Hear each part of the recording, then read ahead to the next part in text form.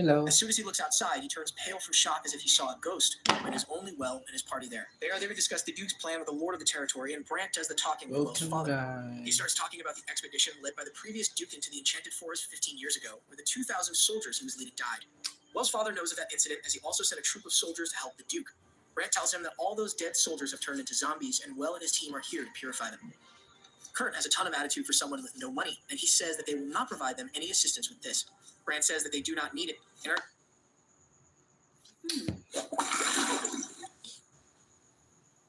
are... Welcome to my live stream. I'm just here for 1 hour. Wait for a moment.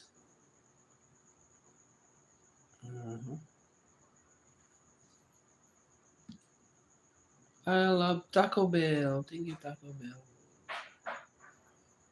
How are you? How are you, Taco Bell? Taco Bell, Taco Bell.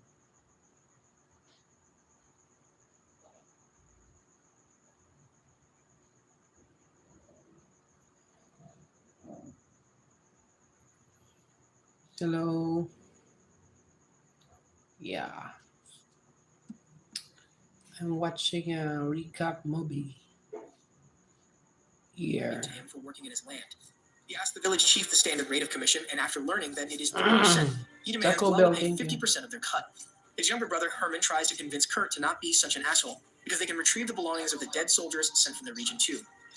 Kurt is adamant that he will not go below 50% and says that their poor soldiers had nothing worth retrieving anyway, and their funerals had already been held. Elias interrupts him and says that the souls of the deceased are still trapped in their bodies, and they won't achieve peace unless they are free, and offers to conduct a proper funeral for them. Yung Kurt says isa that there's no pang need for them, and live, accuses Elias isa of being after the pang... feast for the funeral. Isang pang live, Erwin isang had been holding himself back while listening to Kurt's bullshit earlier. He finally lashed out at him, asking him about his attitude. Kurt taunts him and Well, asking him if all his retainers are ruffians like this, and Well barely holds Erwin back from snapping his brother's neck. He's also had enough of Kurt's meddling and turns to his dad, who is the real Lord here, and asks him about the negotiations. Kurt's furious on being sidelined, and he snaps out again, and this time Louise and Susan tell him to watch his tone when talking to a baron. This makes him even more furious, and Well thinks his brother is like a toxic client. Later, Well and his party have dinner with Harmon and his wife, Marlena. They tell Well that after he gained fame as the famous dragon-slaying hero, Kurt lost his mind. He's been paranoid ever since and thinks that Well is here to steal his right to the territory. Everyone else enjoys the dinner, but as Harmon tries to serve alcohol to Brant, he refuses the offer and only eats the nuts he brought with him. Later, Marlena requests Well to bring back her grandfather's belongings, as he was also part of the expedition, and he promises to try his best. She thanks him, saying that he should become the next lord instead of the imbecile Kurt, and doesn't even care about what anyone else will think. Well realizes that it is the uncomfortable succession struggle his master warned him about, and he wants to leave his home as soon as he completes the work. The next day, he starts the mission and goes to the Enchanted Forest to taunt the undead by throwing playground insults at them. Elise asks if such silly insults will work, and Brand assures her that even though zombies are idiots, they still know when they are being mocked, and soon the sky turns dark and the zombies appear from all directions. Alice takes out a cloth with a magic circle drawn in it, and she and Well pour their magic into it to create a purification barrier. They make it as wide as they can, and as soon as the zombies touch the barrier, they are purged and their bodies vanish, leaving only their armor behind. Erwin complains that they are not getting any action, and Brant tells him and everyone else to retrieve the armor, because that is their only role right now. Soon, the leader of the army of the undead, the former Duke, comes there himself, and he is also easily purified. Well asked if they are done with everyone, but Wilma reminds him that Marlena's grandpa is still left, and they wait for him. Suddenly, a zombie wyvern attacks them from the sky, and Louise saves the clueless Erwin as Wilma stands in front of the monster. She attacks it with her giant axe and cuts its head, and the monster gets purged after being decapitated. After the wyvern, undead boar monsters also attack them, and some of the larger ones resist the purification magic and enter the barrier, giving Well's party members something to do. They beat the monsters who get purified after being defeated, and after some time, all zombies are dealt with. Everyone is exhausted as Well and Alice remove the barrier, but then the last of the human zombies comes there, and from his armor, Well can tell it is Marlena's grandpa. He and Elise go to deal with him. The zombie speaks up and asks about his granddaughter. Everyone is shocked, and Brant tells them that the zombie has evolved into a lich. However, when Well tells the old man that his granddaughter is living happily with her husband, he is content and drops his sword. He does not resist as Elise purifies him and vanishes without leaving even his armor behind. People get emotional to receive keepsakes of their dead relatives. They thank Well for what he did, but then Kurt comes there and declares that all armor was to be returned to him after everyone was done weeping. He wants to melt everything and use the metal to make tools for development, and the people plead with him to let them bury the armor in place of their dead relatives. Kurt rudely refuses, and Well stands up to his brother and tells him that he was going too far. Kurt replies that he cares for the development of the land more than some dead commoners, and for that he needs iron. Well says that if he just needs iron, he can have the iron cube in his pouch and leave the villagers alone. Kurt is startled and falls to the ground, but when his lackeys ask him what he should do now, he tells them to wait for Well to leave the village. Well returns to the capital the very next day and delivers the soldier's armor to Amadeus, who says that he will return the belongings to the family of the dead soldiers, but it will take some time. Until then, Well is ordered to stand by his village. Well does not want to spend a single moment there, but he has to follow the orders, and even Brant tells him to enjoy his stay at his childhood home. He teleports back home when the village chief is surprised to see him again, and then invites his party to attend the mass funeral being held tomorrow. At the funeral, Ellis prays for the dead soldiers because she is the celebrity priest. The villagers are grateful to her, but they are furious that Kurt did not show up to pay his respect. Later, the villagers throw a party where everyone enjoys themselves, and Brant still refuses to drink and keeps munching on his nuts. Soon, Kurt's wife Emily and their children come to offer their prayers at the funeral site, and Well greets his sister-in-law. His nephews are really excited to meet him as they have heard stories of their dragon slayer uncle, and they want to know how he did it. Well's friends decide to put up a skit to entertain the kids, with Erwin playing the bone dragon, yeah. Louise acting as Brant. Silent ko na lang.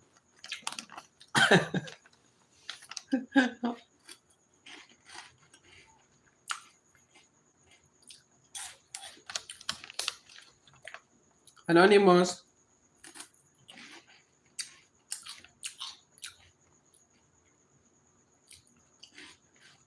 What's your comment?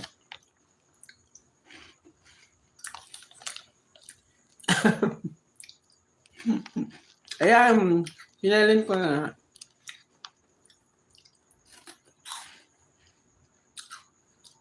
Nilos vlog. Pag naka-portrait pala, di na ano. Pag clinic mo yung link tapos naka-portrait, di na gana.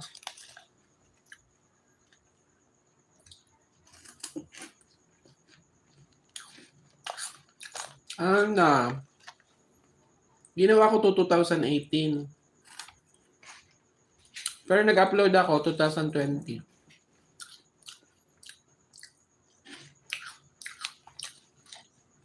2018 ginawa ko lang tong ano. 2018 ginawa ko lang tong yung nanonood lang ako ng mga video.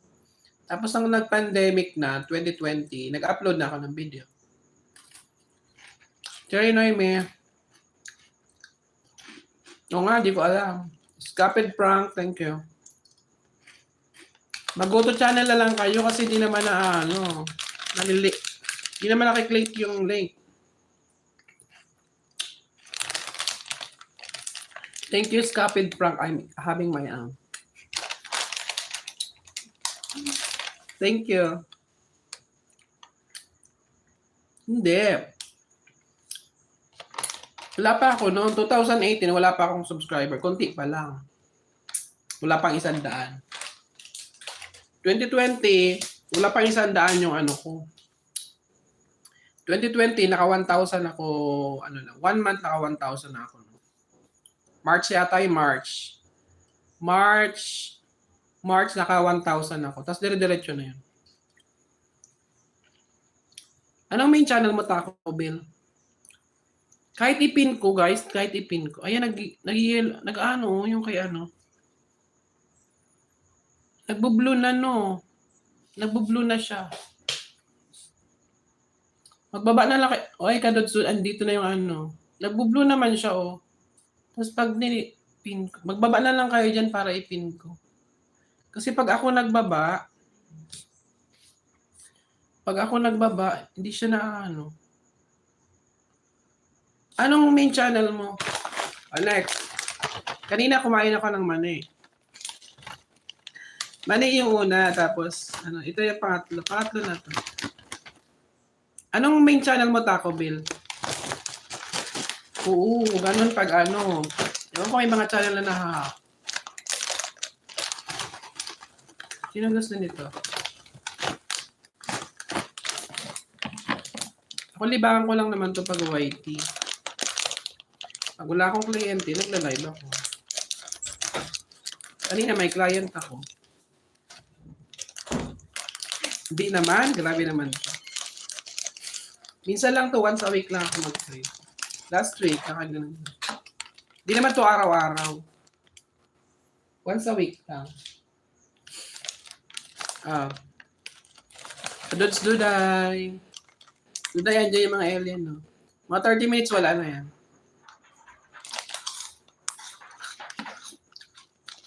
30 minutes, wala na yan. Taco Bell, anong main channel mo dati? Ano nangyari? Ano nangyari sa channel mo? Oo.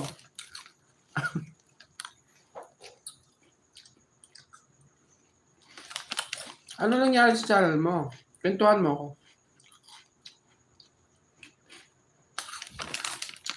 Yung kaibigan ko naman na demonetize. Marami akong kaibigan na demonetize.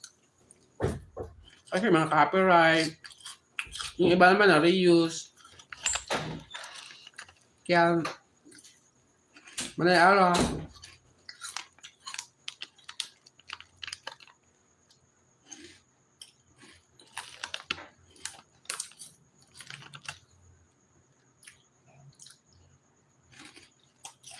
Kaya ganito lang ako sa live, kain-kain lang.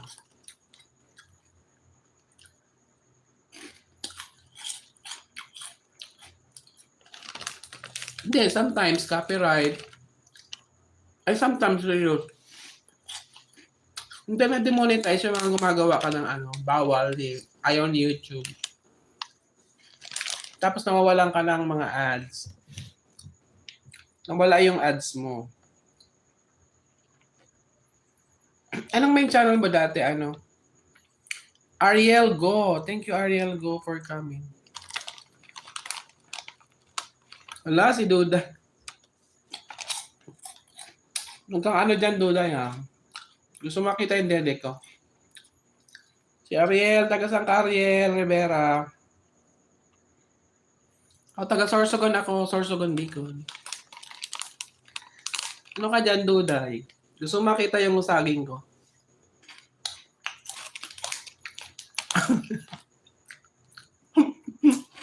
Yan, nasabihan ka tuloy bastos. Di Ariel, lang yun. Joke lang yun ni Duday. So, dati nagtrabaho ako dyan. 2001 until 2010. 10 years ako dyan sa Manila. Tumira ako sa Parañaque, Pasay, Las Piñas, Muntinlupa. Diyan ako nagtrabaho. Oo, Ariel. Saan ka sa Maynila? Matagal ako dyan sa Maynila. Dami kong trabaho dyan. Service crew, cashier. Matagal ako service crew dyan. Nagtrabaho ako sa Peninsula, 7-Eleven, sa Jollibee. Saan ba? Sa SM nagtrabaho ako. Oo, nag-college ako. Nag-college ako kasi di ko nagamit yung course ko. Hindi. Na ako dyan, service crew. Umuwi. Andito na ako sa Sorsogon sa probinsya.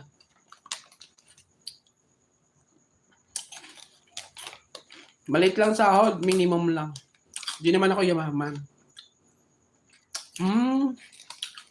May kaklase ako yun ngayon. Nasa Tondo. Iba-ibang trabaho ko dyan. Una, nagtrabaho ako sa SM. 2001, nagtrabaho ako sa SM. Tapos, nagtrabaho ako service crew sa Minute Burger. Tapos, nag-burger machine, ng service crew. Hindi, service crew lang ako. Tapos, after burger machine, nagtrabaho ako sa spa. Ay, sa Peninsula pala, Peninsula Hotel. Tapos, sa convenience store, cashier ako sa convenience store. Madam ka yan. Madam daw ako. Hindi. Maliit lang sahod yun. Maliit lang sildo. Nagpaaral kasi ako ng mga kapatid ko. May pinapaaral kasi ako nun kaya. Tapos, nang tapos na yung mga kapatid ko, umuwi na ako dito sa Bicol.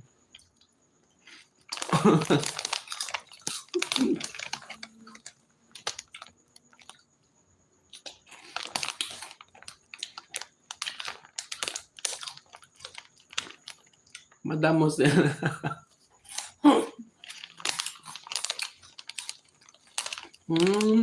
Pero tubong Maynila ka talaga. Ako 6 months lang ako doon. Tumagal ako sa tumagal ako sa burger machine. Yung burgeran dyan na burger machine, alam mo yun?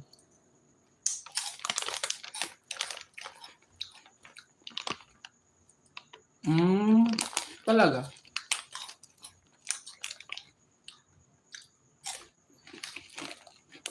Ang trabaho mo dyan, manager ka? Oo nga, tubig. Tutubig after. Kasi daming betche nito. Actually, nagka-UTI ako kakain dito eh. UTI. Bawal to sa Africa yung hanap-hanap ko. Wow! Malaki bang sahod dyan? Malaking sahod, real estate. Malaking sahod dyan, di ba? Pag nakabenta ka ng lupa dyan, ay baka yung lupa. Big time ka dyan, 100,000, no? 100,000 yun sa'yo.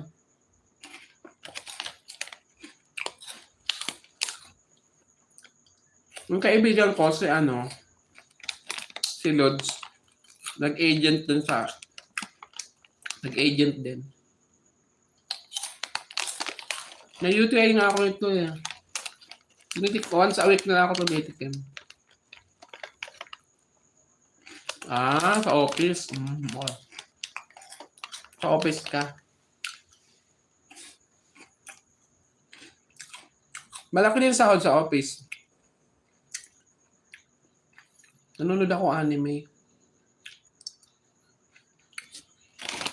Pag sa office, magkano dyan office sa Maynila? Bala kang bumalik na Maynila. Apply ako sa call center. Or sa office.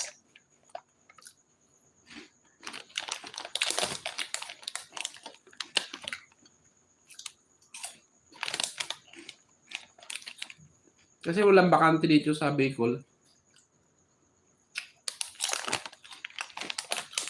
Maliit lang. That's what? Tapos kung hindi mo pa sarili yung bahay, mangungupahan pa, no? Puti sarili nyo yung bahay dyan. Mukbang ito. Actually, yung content ko, Taco Bell, kain-kain. Yung content ko, kain-kain, kaya...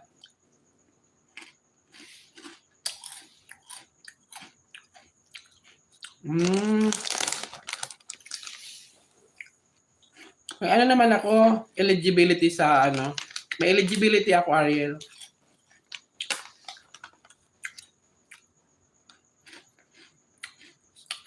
Civil service eligibility. 20K sa government, no? Patrick Lederson, hello. Really, say happy birthday to your brother.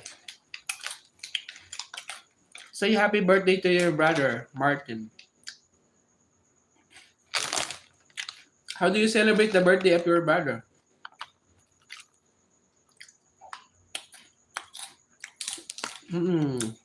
Kaso wala pa akong experience.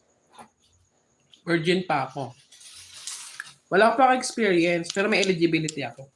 Wala kasing bakante dito sa Bicol. Walang bakante, palakasan. Kaya gusto kong bumalik ng Maynila. Wait lang, hugasan ko yung kamay ko.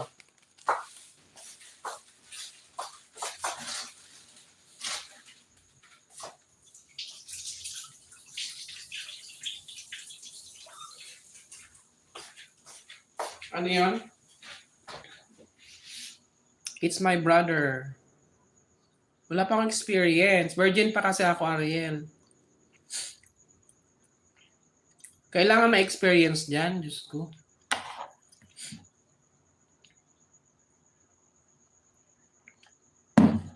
Pero nag-ano na ako. Sa TESDA yung ko, TESDA trainer. Ang experience ko sa TESDA, trainer ako sa TESDA. Pwede na ba yun? Dito, basta may credentials ka, makakapasok ka. Dito, palakasan. Palakasan Ariel dito sa amin. Kailangan may backer ka. Kaya ang hirap. Please, song happy birthday, Martin. Osanda, Jahasan ka. Hello, Osanda. Happy birthday, Martin. Happy birthday, Martin.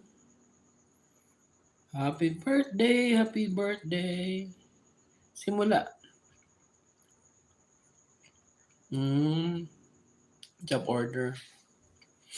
Wala ko lumuwas. Pag nag-apply ako ngayon, may in-applyan ako ngayon sa DSWD, tapos sa actually nag-online lang ang pasahan ng requirement sa DSWD.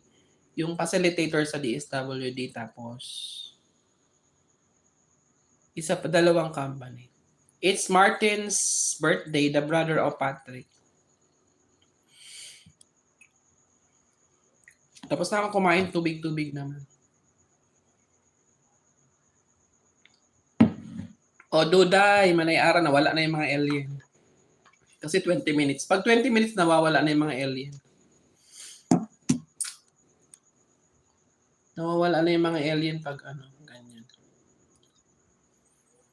Happy birthday, Martin.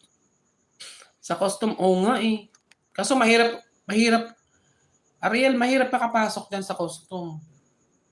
Kailangan palakasan din dyan sa custom. Maganda makapasok dyan. Ako. Kaso palakasan din yan. Kailangan may backer ka rin dyan, Ariel. Princess Isani, thank you. Kasi malaki yung kita dyan eh. Mga lagay-lagay. Hanggang ngayon, di pa rin nila nalinis yung custom. Hanggang ngayon, di pa rin nila malinis yung custom. Ganun pa rin yung mga gawain dyan. Ba't ikaw, di ka nag-apply doon? May eligibility ka ba? Padami taga Bicol dito sa Mandaluyong. Oo. Kasi nga, pangit dito sa Bicol kasi palakasan dito. Kailangan may backer ka, may white horse ka, tinatawag, white horse. Di pareha sa Maynila, yung Manjib, Brahma, thank you Manjib. Dito nga, ang hirap lang magsalita. Basta, palakasan dito nakaka-disappoint. Kahit okay naman yung credentials mo. Kaya, 1.1. Hello, Manjib. I'm gonna give you jacket, Manjib.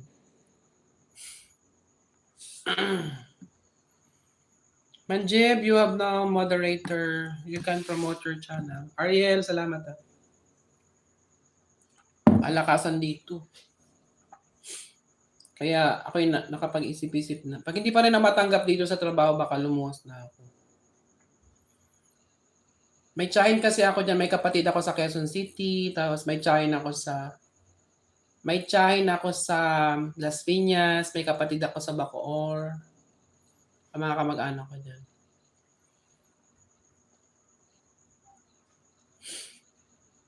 I am from Philippines. I am from Philippines, Manjib. You from India? Are you from India? Starting, pag sa government ka, maganon din. Sa DSWD malaki, 36 facilitator. Pero pag mga government offices, siguro mga 18, 20, gano'n. Pag nakapasok ka sa government, kahit contractual, 18 to 20, gano'n. Ang ina-applyan ko ngayon sa DSWD, yung facilitator, ang laki, 36. Nice country, Philippines. Manjeb, you're from India?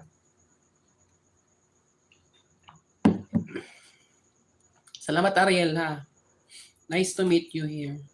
Ayan, pag lumuwas ako, punta ako sa Tondo. May kaklase ako dyan sa Tondo. Nag-apply na ako. Nag-apply na ako actually. Interview, nagpasa lang kami ng video. Online lang applyan sa facilitator. Kaso ma-assign sa ibang lugar. Ma-assign ka sa iba-ibang province ng Bicol. Like Camarines, Albay, tapos mga island like Masbate and Catanduanes. Ewan ko kung makapasa yung aking video doon. Nagpadala sinend lang namin ang mga requirements. Oo nga eh, kasi magbabahay-bahay yata. Pero okay lang. Okay lang naman. Mag-ano ka, punta ka sa mga liblib na lugar. Kasi DSWD nga. Okay lang naman, walang problem. Oo, exciting nga yung ganun. Mas gusto ko yung ganun. Yung pupunta-punta sa mga ano-ano, barabarangay. Kaysa naman sa office ka nakaupo, di ba?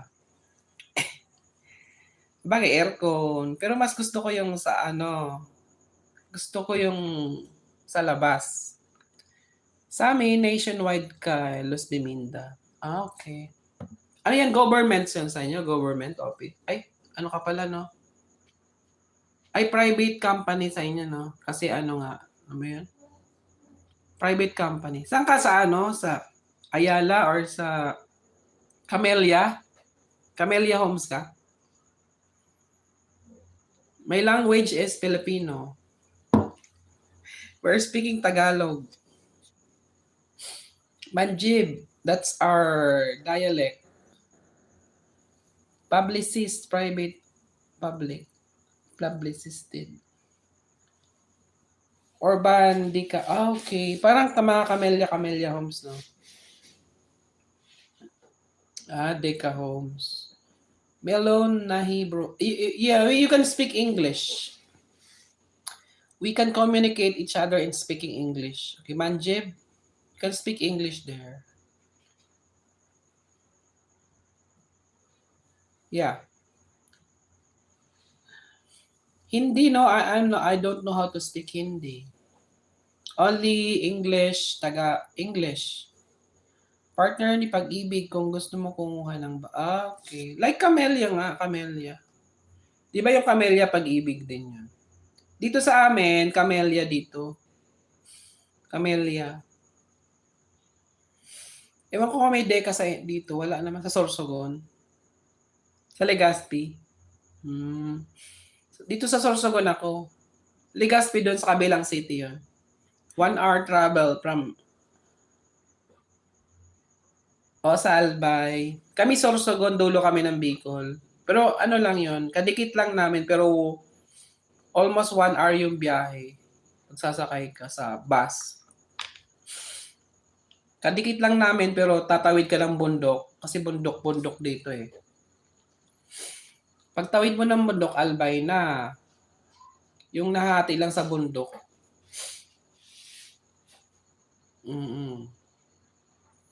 Yeah, south kami. Yung Bicol is south siya, south.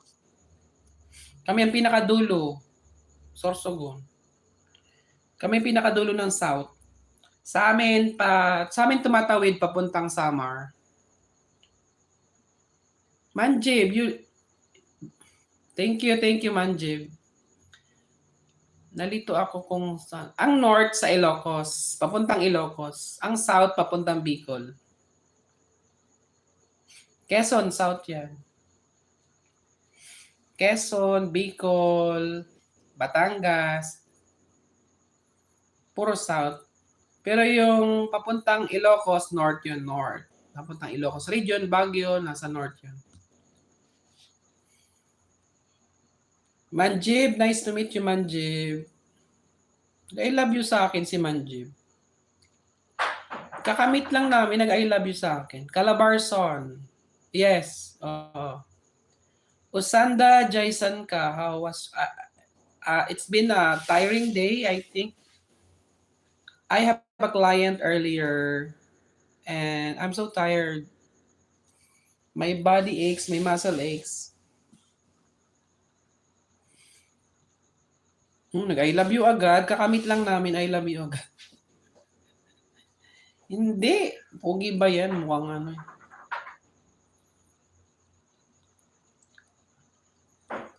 Saan banda yung pogi dyan? Walang pugi dyan. Ngayon, ang pinagkakakitaan ko ngayon, Ariel, kasi lisensyado akong trainer at masahista. Yan yung pinagkakakitaan ko ngayon. Pero yung pinag-aralan ko, di ko magamit-gamit.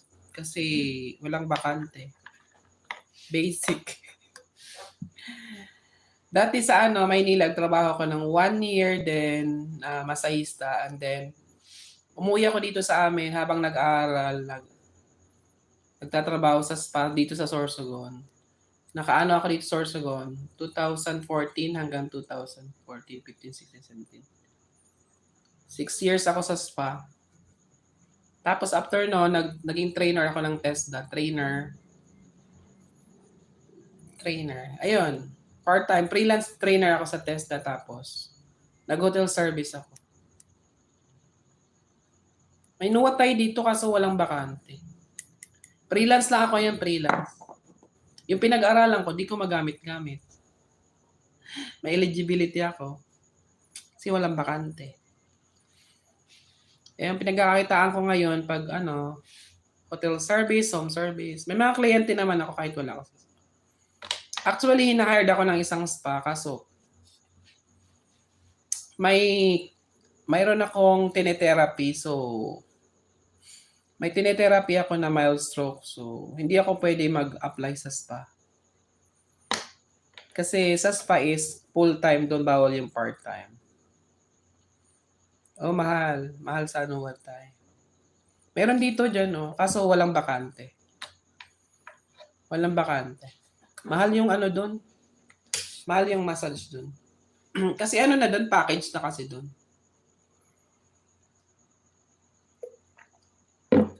Sa amin sa spa, nasa lang. Pag sa spa ka dito sa amin, ordinary, may 300, may 400, 500. Oo nga, yun nga yung pinagkakakitaan ko ngayon. Kasi hindi ako matanggap-tanggap sa after work. Oo, yung ginagawa ko. Yung bala ko nga, pag na-hired ako sa office, after work, di may kita pa rin, di ba, sa gabi? Kasi usually yung kliyente ko gabi. So pag natanggap ako sa opisina, bala ko ganyan sa Maynila kasi maraming kliyente sa Maynila. Maraming kliyente sa Maynila pag word of mouth lang yung mo dyan, word of mouth. Pag nakamassage ka na isang kliyente dyan, as word of mouth na lang, kakalat na yun. Recommend ka na lang. Ayun. Dadami na yung kliyente mo.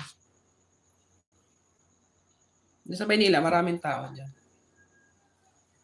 Kahit maraming spa, kahit maraming masahista, marami naman tao. Hayaan mo pag kasi may kaibigan ako dyan sa Tondo. Pag nakaluwas ako, dadalawin ko yun. Ano ba yung nakalimutan ng lugar niya sa Tondo? Taga Bicol yun dyan, nagtatrabaho. Pag nakaluwas ako, dadaan ako dyan sa Tondo. At ako. Kung di pa rin matanggap dito, di luluwas na lang. Nag-lag. Salamat sa 5 ha. 30 minutes na lang ako, 30 minutes. 1 hour live lang. 1 hour live. Wait lang.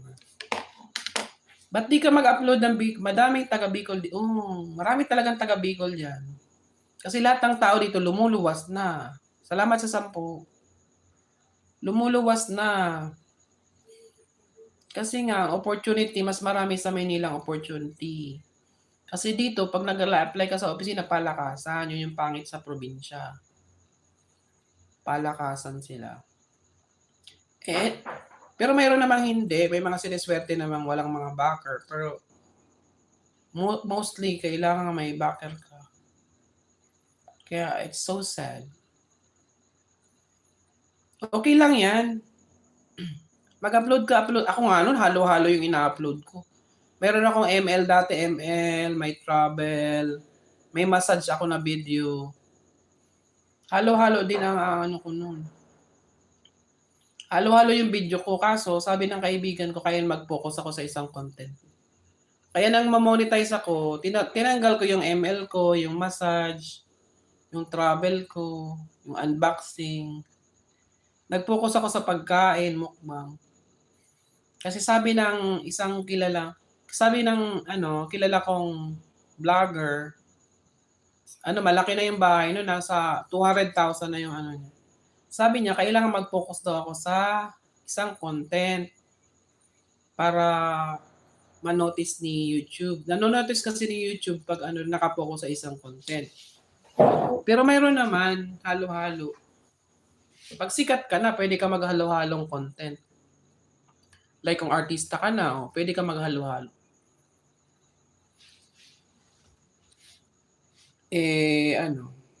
Ganyan ako dati, halo-halo din yung content ko. Kaso, ko na, hindi ko naman binura. Nakatago lang, naka-private. Yung mga video ko ng ML, yung mga video ko ng massage, naka-private na yan. Kahit ano na lang, kahit kain-kain na lang dyan, wala na ako. Yung mga video ko, wala na mga kwenta yan eh. Inedit ko lang yan sa Power Director. Kasi nga nag-focus ako sa live streaming. Mas kumikita kasi ako dito sa live streaming kaysa sa content ko. At least may pumapatak. At least may kita ko kahit konti sa live streaming. Nag-gym ka? Wow. Bawal talaga magmukbang. Ako, ang laki-laki ng tiyan ko. Dati may abs din ako, Diyos ko, nawala na. Kasi ng pandemic, Diyos ko, nagkabilbil na. Nagkabilbil ako ng pandemic, kain ng pandemic. Na lang, di mag-video ka habang nag-gym. Di ba yung content din naman yan? Ang daming content yung pag-gym, yung workout content. Maraming trending na ganyan. Pwede naman yan. Habang nagbubuhat ka ng barbell, nagbibideo ka. Maraming trending na ganyan.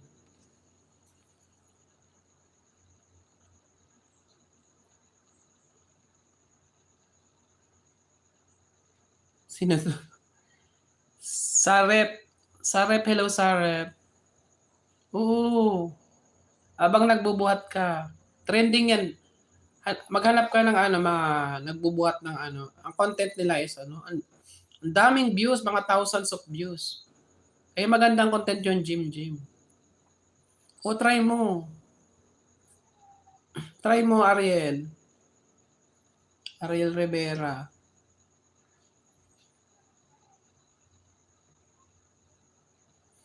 Mas maraming ang views yung ganyan, nagpapakita ng muscle. Lalo na pag may abs ka, Diyos ko, daming manonood sa'yo pag may abs ka. Maganda yung katawan mo, tapos may tsura ka pa. Mukha ka namang may tsura, uwi ka naman. Daming sa'yo, magsusubscribe. Sino ba yun? Si Sareb. Wag na kanta-kanta, mas maganda yung gym. At least yung gym, yung lang, alam mo yun, hindi ka effortless na yung pag-gym mo kasi nakasanayan mo na. So yung kanta-kanta, effort ka dyan. Suggest ko yung content mo yung pag-gym, pagbubuhat mo. Habang nagbubuhat ka, mag-video ka kahit 5 minutes, 10 minutes. I-upload mo. Kasi hindi na siya effortless na lang siya. Kahit lagyan mo ng sounds, tapos na. Mag-video ka, lagyan mo ng sounds. Ang gamitin mo, non-copyright. Okay lang yun kahit di pakita yung yung kahit yung lang, yung nagagalong-galong ka lang, nagbubuhat ka lang ng mga dumbbell kasi yung kanta-kanta, effort ka niyan. Di ba? Magaling, depende kung magaling kang kumanto, maganda yung boses mo. Kaso kung ordinary lang yung boses mo, pag kanta-kanta yung content mo, kailangan maganda talaga yung boses mo, yung panglaban talaga. Pero kung ordinary na boses mo, yun lang. Di magte-trend yung video mo. Kasi yung nagte-trend na mga video, yung mga magagaling talaga kumanta. Yung mga panlaban sa contest. Salamat sa siyam 9 people. Asa na ba yung taga-India? Yun lang, ordinary. Pag ordinary, nako. Mag-ano ka na lang. Workout content ka na lang. Malay mo, di ba? Sa pagbubuhat mo ng muscle. Tsaka makikita yung improvement dyan.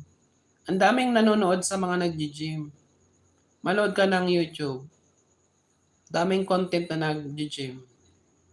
Kasi daming nanonood. Ikaw, effortless na lang sa'yo yun. Diba?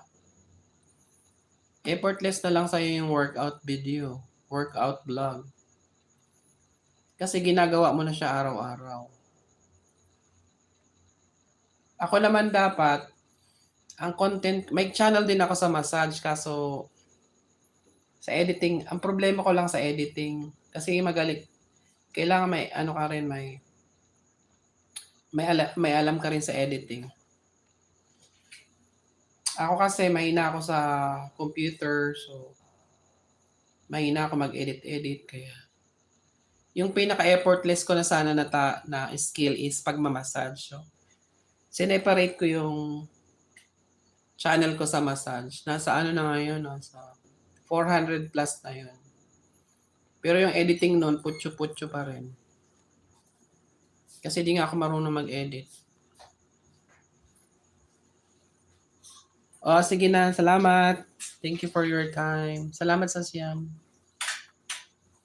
Salamat, Ariel, ha. Hayaan mo pag pumunta akong Tondo. I-add mo ako sa Facebook. Pag pumunta ako ng Tondo, hanapin kita. Malay mo naman, di ba? Oo, of course. Basta pumunta ka dito lagi sa live ko, i-shout out kita. Ariel Go. May lahi ka ba Chinese? Kaano-ano mo si Bongo? May lahi kang Chinese? Kaano-ano mo si Bongo, Ariel? Tatay mo yun si Bongo? Tito mo, tatay mo, kapatid mo si Bongo? Senator Bongo. Salamat. Tito mo yon? O, tito mo pala si Bongo, sana all. May bakal ka naman pala. Pag-apply ka na lang sa government, may bakal ka si Bongo. May bakal ka. Magpabakar ka kay Bongo. Sa opisina. Good night, Ariel. Ano na ako? Ilang minutes na lang ako. Sino ba tong naka-hide? Ayoko. Talaga? Tito mo talaga siya? Hindi. Magpabakar ka sa opisina, sa government office.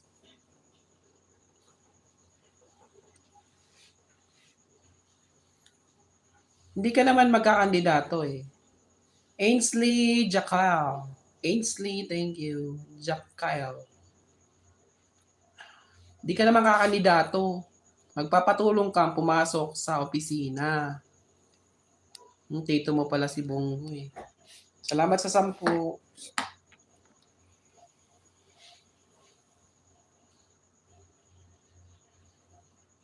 Yeah, I remember you, Ainsley. Of course, I remember you. Where are you from? I forgot. Ainsley, where are you from? I forgot your country. You from the US? No, from what country? From India? What country are you from?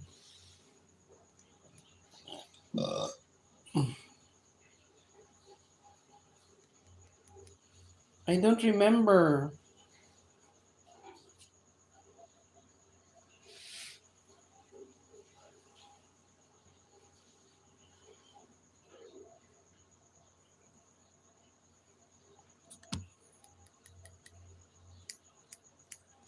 Thank you, 7 people there. I'm watching a recap movie here.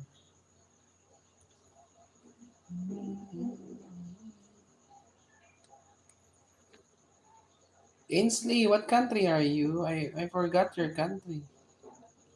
Around him all at once that scare and confuse the heroes, but soon enough the cutie realizes that he is trying to think of an extremely powerful attack that can free him from the frozen icicles. Setsuna immediately jumps into action, slicing through the golems and heading towards Calvin, but before she could reach him, he is able to use this new spell that creates a large number of very powerful blasts that totally destroy the icicles, freeing him. Setsuin backs off but decides that she can't let him get the upper hand and thrusts herself once again into combat.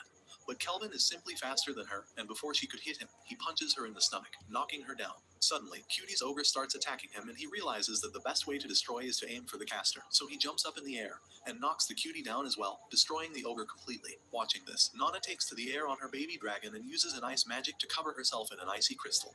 But before she could reach him, Kelvin simply uses the binding magic he used against Victor, and Nana immediately is unable to move and falls of the sky like a dead fly. Toya is able to catch her before putting her down and turning his attention towards Kelvin. He is enraged and starts wildly swinging at him while Kelvin is able to cleanly block his attack again and again, and just as Toya starts charging for a massive strike, Kelvin cleanly bypasses his defense and uppercuts him, knocking him out as well. Sometimes later, Toya wakes up from his slumber and immediately looks around to see his teammates looking at him worriedly while Kelvin sits alongside the slave girl. At first he immediately looks for his sword, but then he spots Chloe sitting on the girl's lap. Confused as heck he asks what is happening, and Kelvin finally reveals that he is just an adventurer and his party saved the slave girls before they came. Toya asks why they had to fight then, but suddenly remembers that while they were fighting, Kelvin kept telling him what they were doing wrong and was probably trying to train them. Toya immediately apologizes and bows down, begging Kelvin to 10 teach him people some more about how to fight watching. more efficiently in a party. The You next drop your morning, link Kelvin there, meets guys. up with the Drop your link. guildmaster who thanks him for capturing the Black Wind Thieves and claims that they are all rotting in a dungeon right now. She asks whether he would be staying in this city for longer, but Kelvin replies that he will probably leave soon after relaxing a bit. After that, Kelvin, his party, and the heroes go into a small cave by the seaside, where Toya and his party fight against a giant squid monster as an exercise while Kelvin tells them their flaws as a party and as individuals. He guides them through the fight and soon enough the squid is dead on the floor. After that they all sit down on the picnic laid out by Ethel, and they all start eating while Toya tells Kelvin about how he got incarnated into this world.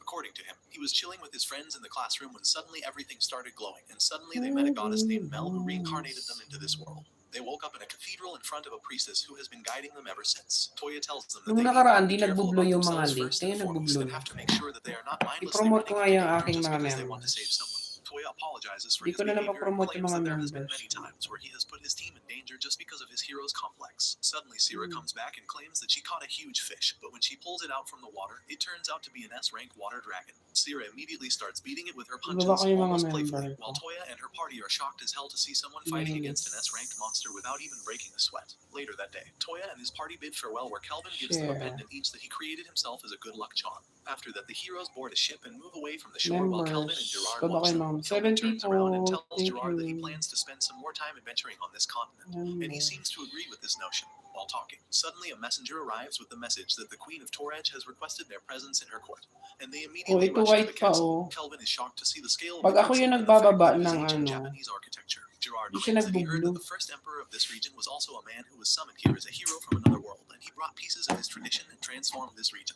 They Di siya finally enter the nagbublue. castle, and after taking off their Kaya di shoes, na they lang all ako bow down in maglalapag. front of the queen, who tells them not to worry about the formalities Kaya and na lang thanks them for their maglapag na help in mga the link. capture of the Black Wind Thief gang. She Ay, tells them that nag-blue normally naman she siya, would oh. organize a huge public ceremony to honor them as heroes, but Blue considering that they naman are far pala. apart, it could create some issues with the people living here. She then asks Kelvin Dito to ask for sa anything he wants as a akin, prize di for siya the work he has done, nagbublue. and if it is under her power, she will Dito grant it to him. nagbublue. Kelvin simply So replies like that guys he sa my knows that Toraj is members, producing a crop which is very similar to rice that was found in his world, and asks for the permission to buy this crop from her kingdom. The queen seems surprised and asks why is he not asking for money, fame, or riches, but Kelvin replies that he doesn't really care about all this stuff, depende and siguro would just sa like to have cellphone, some no? rice for himself. The Kasi queen dito laughs sa at kabilang this and cellphone claims ko, that he hindi doesn't need to nagbublue buy yung anything, link. as she will have his wagon Pero loaded dito, with a bunch of rice, naka-blue and if yung that link ever ko. gets over, he can simply write a letter to her, Sa isa kong and she will send cellphone, more. naka-white siya. Following that, she organizes a small banquet for our Hindi heroes, and siya they all eat a buttload nagbublue. of rice alongside some traditional Japanese dishes that they all enjoyed to their heart's content. Some days have passed now, and Kelvin has been staying at the castle alongside his party as the queen's guest. Ethel arrives in his room and has started creating a bunch of Japanese food, which everyone is impressed by as she Ayan, has a great malapit na cooking ako mag 1 skills. hour. He starts eating the rice balls when the queen also comes in to share, claiming that even her chefs 1 can't create a hour. rice ball as delicious as this one. She then asks Kelvin whether he would want to stay here in Toraj and work for her, but he refuses the offer kindly, claiming that they are adventurers and they usually don't work for anyone. The queen laughs and tells him that if he ever changes his mind, he is welcome to work in Toraj. That evening, they all get ready to leave back for Parth when the queen tells them that they are going to use a special means of travel. And I'm they go down watching into an the dungeon to see a anime, teleporting gate. animated She tells him that this is connected to the gate in recap Parth and movie. that they will You know, immediately reach there once animated passing through. recap. Kelvin and his party bids farewell to the queen and pass through the gate to finally reach their hometown.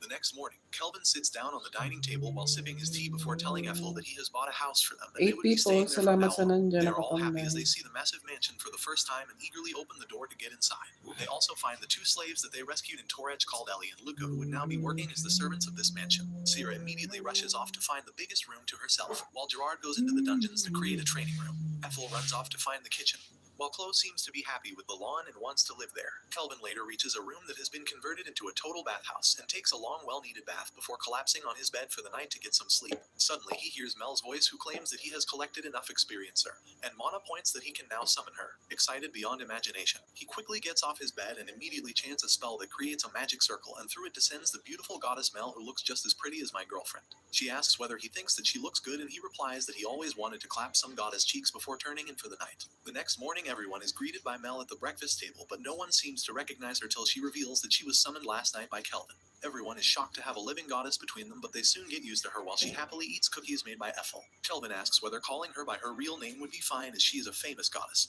but she replies that a lot of people name their girls after the goddesses, so it shouldn't raise any eyebrows. She then turns towards Kelvin, and as a thanks for reincarnating her, she gives him a reward by drawing a flower in the air with her magic that floats inside of his chest. She claims that he now has the grace of the goddess of reincarnation, which will give him 2 special abilities that are not possessed by anyone else on this planet. Kelvin eagerly awaits for the reveal as Mel explains that the first ability is a defensive one, which can be applied once a month, which will protect him from an attack which would have taken his life otherwise. Kelvin is really happy about this, as it now grants him a little bit of wiggle room for mistakes, as even if someone surprise attacks him, he will be safe. Mel seems to be relieved that he likes the ability before revealing that this is not even the main ability. And the main special ability that he possesses now is the power to summon his own heroes that shocks everyone, including Kelvin. Later that day, Sierra challenges Mel to a friendly battle in the dungeon training room that Gerard has set up, and the fight starts. They both go all out since the start, attacking each other with their best abilities while going back and forth. Gerard calmly sits in the corner bench alongside Luca and watches the battle unfold, impressed by the skills of both the participants. Suddenly, Sierra uses a special ability which creates a special gauntlet on her arms and Hala, rushes in to attack Mel, while she uses nakahang ba another yung spell ano to ko? reinforce herself and rushes in with a spear thrust of her own. The attacks clash, Hindi and naman ako Mel's spear naka... shatters on impact, but Mel simply smiles while Minsan Sierra naghahang realizes yung that her aking gauntlet ano. has gotten destroyed as well. They fight some more before Sierra is able to gain a slight upper hand and brings Mel down to her knees. Gerard applauds both fighters for an excellent performance, while Sierra helps Mel get up. After taking a bath, Mel decides to visit Kelvin, who is still brooding over the way this world works. He is Ano ko unable na to understand why heroes need to be summoned in order to defeat a demon lord, as there must be several strong S-ranked adventurers that can band together and probably bring the demon lord down. Mel surprises him from behind and makes him deep throat a chocolate while he asks her why there is a need to summon heroes, and isn't there a way to stop the demon lord from ever coming back. Mel explains to him that the reincarnation of the demon lord is a truth in this world, which is more or less a natural order that can't be manipulated. It is a vicious cycle written in the destiny of this world that every couple of centuries later a new demon lord is born. She tells him that the demon lord cannot be identified, as it looks like a normal demon, but there are 2 special attributes that make him different. The first one is that the evil inside the demon lord automatically multiplies again and again, to the point where no matter how kind the demon lord was in the beginning, by the time he starts ruling, his personality will be changed into pure evil. The second most overpowered ability that he possesses is the skill to nullify any kind of magic. This really shocks Kelvin, who asks how the hell are they ever going to defeat him if he can nullify all sorts of magic. Mel smiles and tells him that this is why the heroes are summoned from a different world, as they are not from this world, so the natural order doesn't apply to them, and their magic is fundamentally different from this world as well, which means that the demon lord can't nullify their magic. Kelvin asks whether this means that even his magic will affect the demon lord, and Mel replies that it will. She continues that the title of heroes is simply given to these people, as it gives the local people living in these war-torn areas a ray of hope when they hear that heroes are coming to save them. Kelvin still seems to be very skeptical about summoning someone from the normal world without their consent, and straight up plunging them into a world of monsters and demons where they will be forced to risk their lives. Mel seems to understand this and explains that he has 2 choices. He can either summon a person to this world, or he can reincarnate them. The difference between them is that the people who get summoned are like the hero's party, living humans who are teleported to this world, but the people who are reincarnated are similar to Kelvin, who got deleted by Truck Kun and are given a chance to start a new life in a different world. This makes more sense to him, and he seems to be more willing to reincarnate a person to this world and giving them a second chance at life, just like he got one. Later that evening, Kelvin ends up making up his mind and decides that he will reincarnate a hero to this world.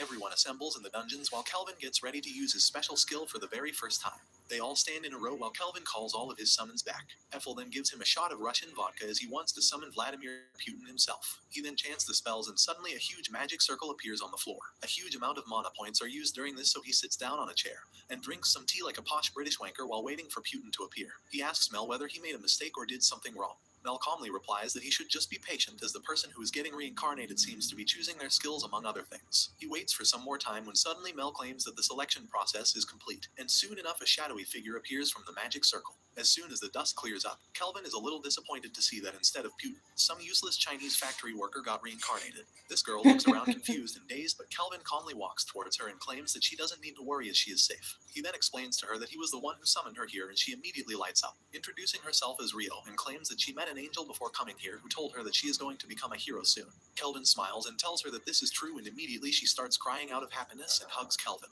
She seems to be relieved to have a chance at life again and seems to be so tired that she ends up sleeping while crying. Kelvin looks at her adoringly, but soon enough even he starts feeling incredibly drowsy as he has used almost all of his mana points to summon Rio. Later in the night, Rio wakes up from her slumber and is dazed only to remember that she has been reincarnated into a new world. She thinks about her last days in the hospital after she got hit by a truck cunt who was on a rampage, and even the doctors were unable to save her and her life was taken away. She goes outside of the mansion and is extremely happy to see the beautiful night sky filled with twinkling stars. She starts running on the grass before falling over as she is still not used to running as much. Suddenly Kelvin appears and smiles at her, claiming that he was reincarnated in this world the same as her. He claims that even he got deleted by Truck Cunt and was summoned to this world, but he doesn't have much memories of his previous life. He claims that even he was terribly confused at first as he had no friends or allies and was basically all alone in a completely new world, but he ended up making a lot of friends in a short duration of time, and soon this place became his home. He kept adventuring and fighting different monsters, and before he knew, he was upgraded to a rank adventurer in this world. Rio wonders why the hell is this grown man flexing on her, but tells him that she always wanted to live in a fantasy world because she was a gamer who never touched grass or had any friends. So when Truck Cunt decided to choose her as his next victim, she was very surprised and oddly happy. She thanks him for summoning her to this world, and Kelvin smiles before telling her that they both have black hair, which is not very common here, so Kelvin has told everyone that they are siblings from a faraway land called Alabama.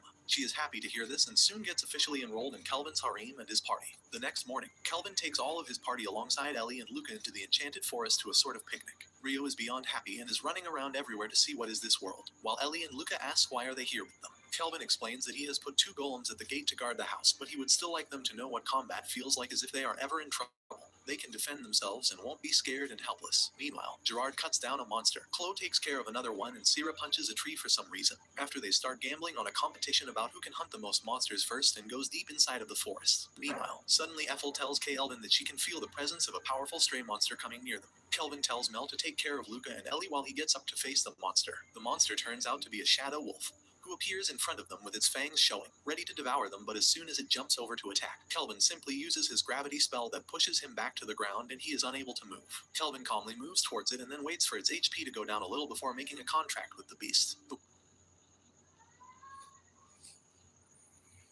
wolf immediately goes inside Kelvin's pokeball and is now one of his summons. After that he summons the wolf back again, who is a total hit with the girls, who immediately start hugging me. Suddenly Ethel exclaims that she can see Erd and his party coming this way in the forest. Soon Erd arrives and seems surprised to see Kelvin here. He asks what is happening and Kelvin claims that they are here for a small picnic. Erd tells him that their party recently got the opportunity of becoming rank B, but they have to hunt down a lot of monsters in a specific time period in order to complete this challenge. Erd's entire party gets jealous at the fact that this wolf monster is getting more than they ever could, but Erd tells them to control themselves. Kelvin introduces the girls to Erd's party, but this just ends up making them jealous and they run outside of the forest while Erd tries to stop them. Some time later, Gerard, Chloe and Sierra arrive back from the forest and claim that they saw Erd and his party in the forest. Kelvin explains that they are here for their exam and have to kill a bunch of monsters in the forest. Hearing this, a guilty look crosses all of them. Kelvin asks what the hell did they do, while Ethel uses her magic to check for the presence of monsters and reports to Kelvin, claiming that she can't find a single monster inside the forest. Sierra looks very guilty and smiles before explaining that they ended up killing all of them.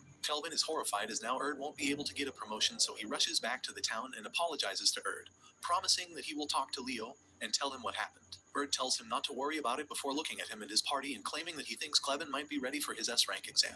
The next morning, Kelvin and Rio wash the dog completely to make sure that he doesn't look as dirty as he was inside of the forest before Rio tells them that she can understand what the doggy is saying thanks to her special skill. Kelvin is surprised as he has never heard of this ability before, but soon enough, Gerard calls Rio down to the dungeon in order to complete their sword practice. In the coming days, Rio practices with a sword every day while having fun fishing with Syrah, exercising with Luca, and adventuring on the doggy's back. She sleeps every day with the dog, which gives Kelvin and Mel some time to bang it out when they want. One random night, Kelvin is woken up by sudden movement and meets up with Syrah, Rio, and the doggy while the rest sleep. Gerard has been posted to guard their doors while Syrah tells Kelvin that she thinks that a bunch of suspicious-looking men have been surrounding their mansion during the night. Kelvin uses his magic to spot all of the men but notices that the highest-ranking member among them is level 26, which is very low. Syrah asks whether she should deal with them, but Kelvin tells her to stay and instead tells Rio to go out and deal with these weaklings alongside Doggy. He tells her that she will have to face a lot of humans in this world, and this would be kind of a test to see how strong has she grown. Rio agrees to it, and in return Kelvin gives her wall hacks and a special sword that he forged for her.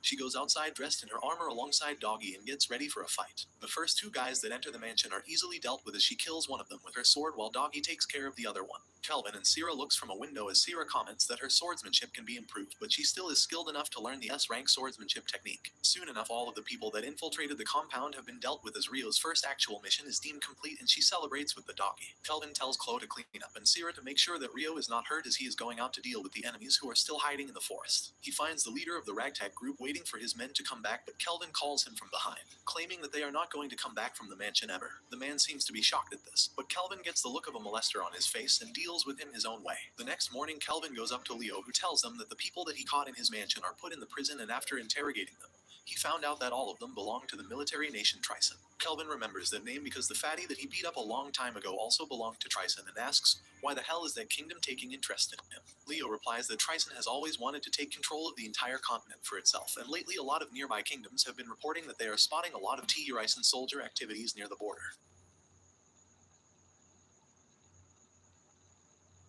He also tells Kelvin that he found out that the thieves that he captured in Torrance were working under the Trison government, who is basically wanted to scout the entire area for viable entry points. Leo tells him that their neighboring kingdom Gon has the Beats King, who is supposed to be the strongest person in the eastern part of the continent.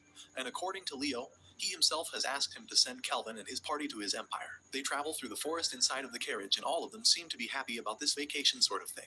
While Kelvin seems a little stressed about his exam, he tells them that to become an S-ranked adventurer, a person must get approval from 2 rulers. He already got one from the Queen of Toraj, and the King of Gon named Leon has promised him an approval if he can do a job.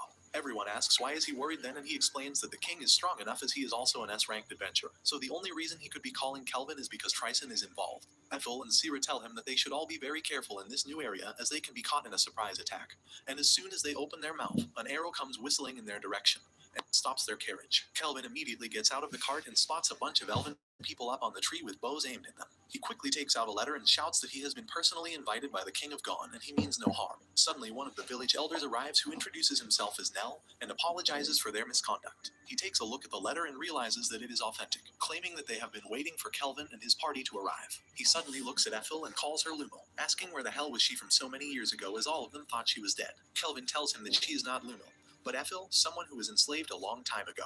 Nell takes them all to their treehouse inside of the forest, where they all sit down for some time. Nell apologizes for misidentifying Lumel, and claims that Ethel looks exactly like Lumel, who was lost from them 20 years ago. Kelvin asks him to tell them what happened as it might be connected with Ethel as well, and he starts speaking. He claims that up to 20 years ago, they were living in constant peace on this side of the continent, and were basically invisible to any other person outside of the forest, but one unfortunate day, they were attacked by the Fire Dragon King, who is one of the kings of all the greater dragons. He told the villagers that one of the elves has disrespected him and he wants the elf to come in front. If he doesn't, the dragon vowed to destroy all of the village. The villagers had no idea what the dragon was talking about, and so the dragon started burning down the village without sparing anyone. He killed half the elves and burnt all of the village when suddenly one of the elves from the village named Lumel rose up and went in front of the dragon. She told the dragon to direct all of his anger towards her and to let the other elves live. The dragon took one look at her but claimed that she was not the one who disrespected him, but he was an incel who never smelled a woman before, so he takes the opportunity and tells Lumel that if she is ready to become his wife and let him clap those cheeks, he will let the rest of the villagers live. She agreed and he took her on his back before flying away.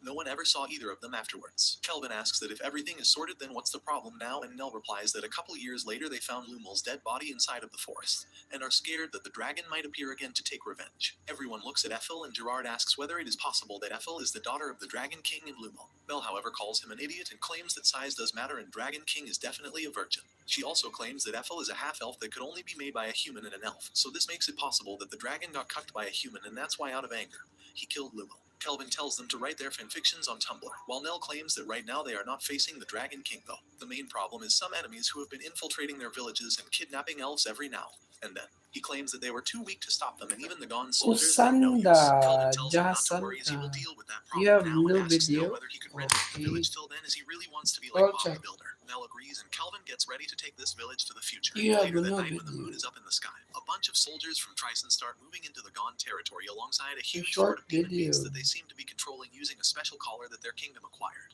They seem to think that the Gone army is filled with cowards who decided to run away instead of fight, but their commander You tells them to upload keep more. moving and make noise, as their game plan is to attract the attention of any kind of Gone forces, and then You just eliminate have them 2 immediately. videos. Suddenly, one of them gets hit by an arrow which shocks everyone else as they are You still far upload away more from the elf video. village. But before they You can just have realize what's 2. happening, they all start falling like flies as a bunch of arrows are shot at them by someone that they are unable to find. We finally see that the arrows are being shot by Upload none more other than video. Ethel, who is being assisted by Kelvin and the bow that he created for her. This bow shoot from extremely long ranges, and alongside that it doesn't make any noise when shooting. Kelvin has reinforced the village and made it into a fortress as he stands atop a watchtower and helps Ethel take them down. The walls have been made strong and high and are also covered by Mel's mysterious fog of war. Alongside that, there is a massive moat outside the walls, and the water around it is also bewitched by Sierra's black magic. This altogether has made the village almost impregnable. Moreover, Gerard, Sierra, Doggy, and Rio have been stationed outside the ramparts to make sure that not even a single enemy is able to make their way inside the wall. Soon after that, one of the enemy soldier runs back to their captain back at their camp with the news that they have been attacked and most of their units have been destroyed. The captain is furious and asks whether it's the army from Gone or Toraj, but the soldier replies that it's only an adventuring party involving 3 girls and a wolf that has been destroying their ranks like nothing.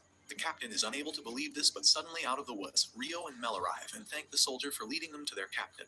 The soldier runs away while the captain Cherry realizes that he Noimi, needs to do thank something you. about this and decides to use his trump card. He takes out a shell and blows into it, creating a huge noise, and suddenly from inside the forest, a giant monster wakes up. Thank Rio you, is Cherry amazed to see the Noimi. size of this creature while 12 Mel looks at it and people. assesses it to be an S-rank monster. She then looks at Rio and tells her to deal with the monster alongside the dog. At first, Rio seems to be a bit unsure, but Mel claims that if she is able to do this, then she should be considered a full-fledged adventurer. The captain is shocked to see that only a girl and her dog are running into the forest to deal with their strongest weapon.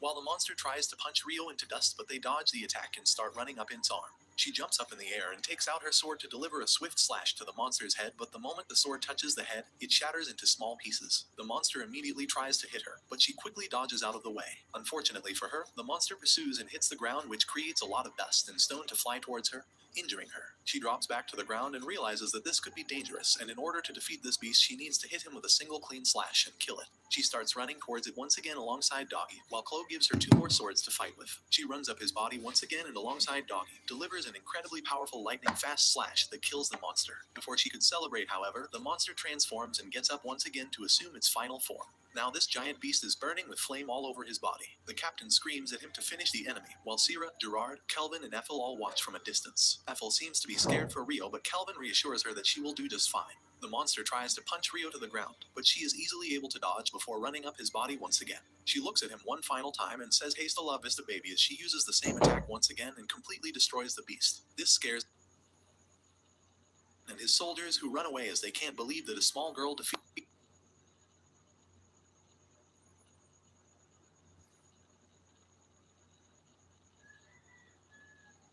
10 people watching. Cherry Noimi. Connect guys to Cherry Noimi.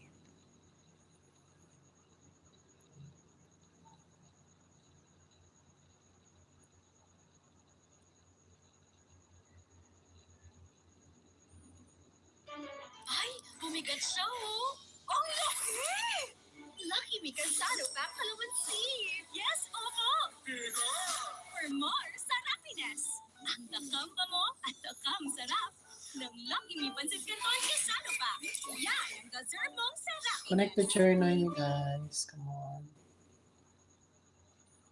soldiers who run away as they can't believe that a small girl defeated their strongest monster. Kelvin seems to be proud of Rio as he and Ethel watch the scattered enemies from afar when suddenly Elven senses an attack and creates a barrier around them.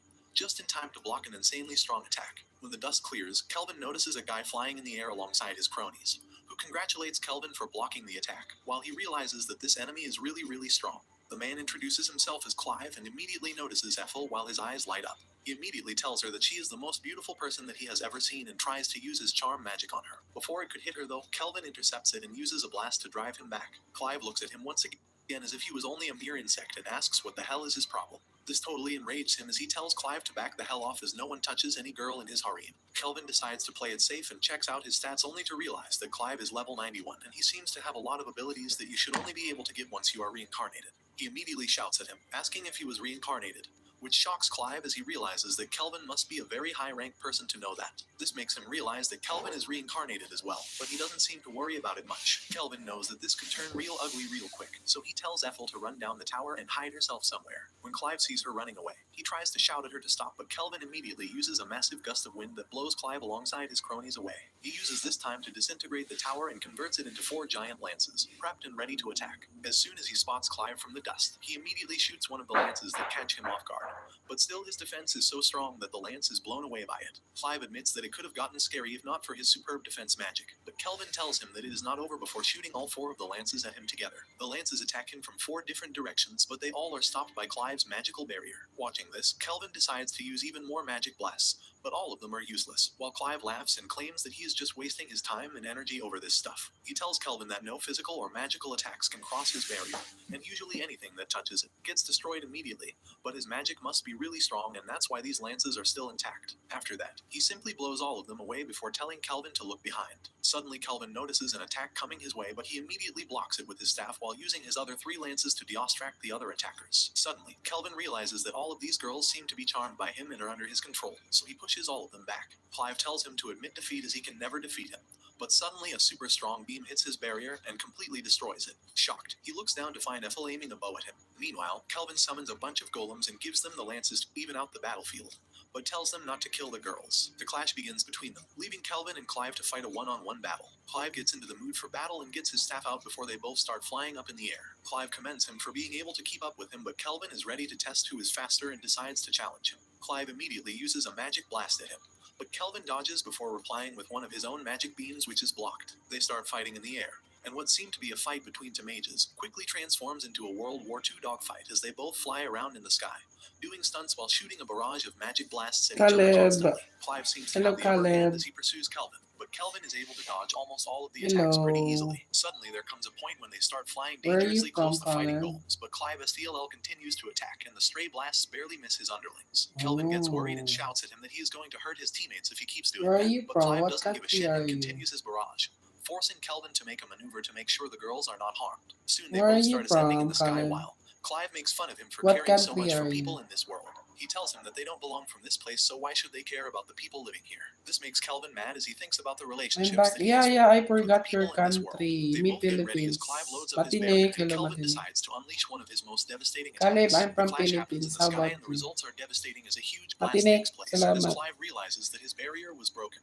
While Kelvin loses his staff to this Caleb, what clash, Clive country? also gets a minor You're scratch on from his face, but like a Norway. girl just before her time of the month. He loses his shit over a small matter What and starts country? You're screaming from that the he will destroy everything. US. He starts charging up his S-rank magic, which is basically equal to a massive natural You're disaster, from and the Norway entire sky turns purple. Everyone watches him in the sky, and even or Kelvin US realizes or that this could have Canada horrible or consequences as a large amount of wind Europe. You're starts from floating up in Europe. the sky while all the villagers look up terrified. Kelvin descends on a mountain top and pulls out an entire new staff out of clothes ass and starts charging it with magical energy. It comes to a boil as Clive Matinik, gets ready to salamat. destroy the entire area, but Kelvin's staff turns into a magical scythe and they both meet head on in a huge collision.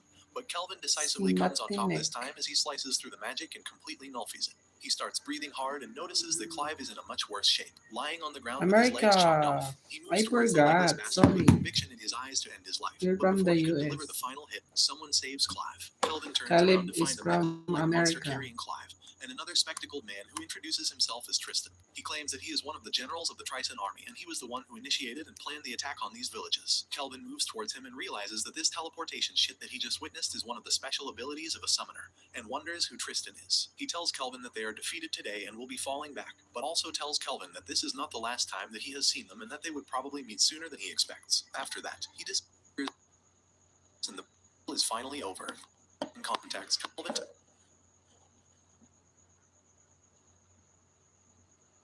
ask whether he is okay, while he replies that he is fine and is floating back to the village. Ethel discloses the news of their victory to Nell, and he is beyond himself with joy as he realizes that the village has been saved and immediately tells the villagers to prepare a banquet for their heroes. Kelvin arrives at the ramparts and notices that Mel, Sierra, and Rio seem to be having a race amongst themselves that Rio ends up winning. Elven praises everyone for their contribution in this fight. Later that night, they have a massive party after which Kelvin goes atop the hill to get some alone time, but this clingy bitch Ethel follows him up and starts making small talk to him. Soon the rest of his party also arrives alongside a small elf girl who immediately hugs Kelvin. Soon she starts laughing maniacally before revealing that she is the King Leon of this kingdom. Everyone is super confused, but he reveals that he has an item that lets him change his form at will. He claims that he used this avatar so that he can hide and watch Kelvin fight, and that he is proud to say that he passed the exam, which means that Kelvin is now an S-ranked adventurer. He claims that soon they will have a huge ceremony in the kingdom where he will be awarded his rank, and then there would be a small tournament between other S-ranked adventurers. This gets Kelvin's Creative blood rushing, and he gets excited to finally take part in an actual Hello, tournament soon now that the creative. battle is delayed for some time. After that, they all head down the hill to get a good night's sleep so that they are charged enough to take on any challenges they Creative, face further thank on. you. 12 subscriber. Where are you from? You have videos, yeah. You have videos, you have shorts. You're new in YouTube. Where are you from? I'm watching an animated movie. What country are you from? 10 videos. We start our adventure with Suzuki Aruma, a I'm 14-year-old watching an who seems to be a animated complete movie. pushover. In fact, he is such a softie that his parents make him work dangerous jobs all the time. Our I'm spinal from the boy is currently Philippines. working at a tuna market. Philippines. Suddenly, just before frozen tuna is How full for about him, you? his life changes completely when he is transported into another How realm. about When he you? first arrives, he cannot understand the No, language I'm of not the a demon. The monster Chinese. immediately puts a spell on him so he can understand and even write I'm a demon language. Filipino. The explanation is simple. His parents sold him to a demon. Now this demon named Sullivan Philippines. has a unique wish. He desires to have our protagonist as his grandson. The reason No behind this Chinese, peculiar no wish is Chinese. Sullivan's envy of his friends, who always Do I brag look about their like grandsons. Chinese? My To eyes fulfill is this big. wish, Sullivan takes Aruma to the netherworld and enrolls him in Babel's demon school. This school is not just any institution, Toyo it's a place where demons study na and being a human Aruma is terima progressively kasih. being Salamat shredded and he malam. is discovered. On his first day, our protagonist is taken aback when he learns I'm that not a Sullivan is not just any demon, Chinese. but the director of Babel's. The opening ceremony takes Toyo. an unexpected turn when Aruma is pushed into the No, spotlight. I'm not. Instead I'm of a first-year representative Filipino. Asmodeus Alice delivering his speech, Sullivan insists that our Hello, protagonist take the stage. apakabar. Unbeknownst to Toyo, him, the speech Sullivan apakabar. provides him is a powerful spell designed to prevent Terima any mishaps. As our kasih. protagonist recites the words, Salamat the entire malam. student body is both terrified and impressed by the spell's potency. However, not everyone I'm believes from our hero's Sorsogon sudden fate. City, Asmodeus Alice Philippines. feels insulted and challenges Aruma to a duel. But our protagonist, having grown up in challenging circumstances due to his parents, has honed an Baik. uncanny ability to evade danger. This skill is on full Speak display during the duel, something. leading many to believe that Aruma is simply looking What? down on Asmodeus. Magandang The duel takes umaga. another twist when a Magandang female student is in gabi. danger, That's our prompting our protagonist to act. Yet the Tagalog. effects of Sullivan's spell cause Aruma to perform a German suplex on Asmodeus, I'm knocking from. him You out can and search further my boosting Aruma's place. reputation. It's Now the Sorsogon twist: City. Asmodeus, rather than holding a grudge, joyfully proclaims himself as Aruma's loyal servant. Sullivan, watching from the sidelines, You can feels search joy my believing that his place. grandson has a promising future in the netherworld. At night, That's we where I observe live. Aruma reminiscing about his life Thank in you, the Hall of Hope. creative. In a dream, he recalls moments with his mother, who suddenly Toyo, proposes selling thank you, him to the demon Toyo. Lord Sullivan. Waking up from this unsettling dream, our protagonist is greeted by Sullivan, who enthusiastically invites him for breakfast. That's During the where I meal, our live, hero's in astonishing Sorsogon appetite is on City. full display as he consumes a You can vast search amount it of in food. Google. Although hesitant about attending the demon school, Aruma's reservations are swayed when Sullivan showers him with thoughtful gifts to celebrate his enrollment. Thank Upon you, arriving at school, our creative, for protagonist is dropping met by by. the ever-enthusiastic Asmodeus Alice, who informs him about the day's lesson, summoning familiars. The strength and nature of the summoned familiar will determine the student's rank and class placement. The atmosphere in the Salamat classroom is tense, and malam, Aruma soon learns why. Toyo. Their instructor, Niberius Haligo, is known for his strict and ruthless Hello, demeanor. He hello. particularly takes an instant How dislike are to you, Aruma, Toyo? possibly due to his connection with Sullivan. How are The you summoning process doing? is I hope explained. you have a Students good must use night. their blood on special parchments bearing Niberius seal. This Salamat seal ensures the malam. authenticity of the summoning and prevents any form of cheating. As the summoning session progresses, Asmodeus successfully summons a fierce Gorgon stick, impressing his peers. However, when it's our hero's turn, things take an unexpected twist. Due to his human nature and lack of demonic power, our protagonist inadvertently summons Niberius Caligo himself, transforming the stern teacher into a small, adorable owl with bat wings and horns. This unforeseen event leaves the entire class in shock. Rumors quickly spread, suggesting that Iruma's power must be immense to bind someone as formidable as Niberius as his familiar. Sullivan later Ahmed, clarifies that this summoning English. contract is I'm unbreakable good, I'm and will good. I'm last from for the an entire year. Philippines. The repercussions of this event are immediate. Ahmed, Niberius what becomes country betrayed are from you sheer shock, from? and our hero's rank remains undetermined. Where Some you minutes come later, from? Aruma encounters From a what lively student country? named Vala Clara. Despite her Me friendly from demeanor, Philippines. Asmodeus warns our protagonist to maintain his distance Oh, from her, you have a encouraging big him that channel. others tend to avoid. However, Iruma's kind-hearted nature compels him to interact with Ahmed her, has especially 3,000 after she subs. earns the Let sense of peace. During me their give you a interaction, job. Clara showcases her unique magical ability. Her magical pockets. These No pockets allow her to Philippines, me replicate any object she has Philippines. seen. You The skill Turkey. has been both a blessing and a curse for her. As Aruma soon Me discovers, many students have been exploiting Philippines. Clara's generosity, manipulating her into producing free food and other items. Philippines. This revelation is heart-wrenching as Clara admits to having grown accustomed to bribing others for their Philippines. companionship, believing it's the only way she can make friends. However, our hero's genuine nature shines through when he refuses Clara's bribes, expressing his desire to Toyo, be her thank friend without any you. conditions. This gesture deeply touches Ahmed, Clara, boosting her confidence. When the same students attempt to manipulate her again, Clara Englilis. boldly stands up to them, Englilis. even going as far as to hurl a drinks machine at them. The scene is both comedic and empowering, Philippines, showcasing Ahmed. Clara's newfound assertiveness. Iruma, having never had friends before, is uncertain about the nature of his relationship with Asmodeus and Clara. A humorous incident at a snack stall further complicates matters. Clara's magical pockets land her in trouble with the stall owner, who accuses her of shoplifting. The situation escalates when Naberius Caligo intervenes, only tricked by Clara into being summoned by our Connect protagonist, transforming him Indonesia. once again Yeah. into the comical owl form. As the trio makes their escape, Iruma seeks clarity on their relationship. He is taken aback to learn that the concept of friends is foreign to demons. However, both Asmodeus and Clara enthusiastically agree to be his friends. To be a unique bond. Later, we see Sullivan and the faculty making the choice of placing Iruma, Clara, and Asmodeus in the misfit class for problem children. Toyo from Indonesia.